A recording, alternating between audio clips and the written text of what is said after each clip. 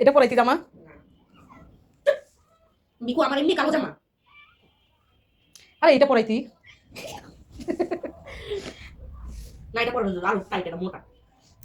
হ্যাঁ বউ, তুমি আর দেখো না। আচ্ছা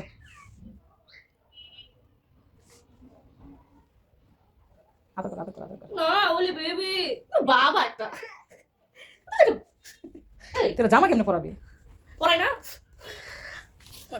ওটা আমি পরাই না। দেখি তো না, আমি খুব একটা ভালো ছেলে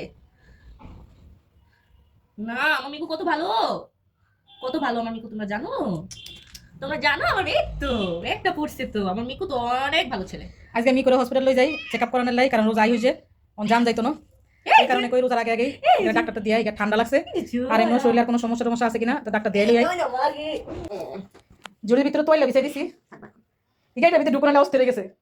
না ও ভদ্র বাচ্চা। দেখি দেখি দেখি দেখি বাবু, এই যে মা, ও বাবা কোথায় যাচ্ছ?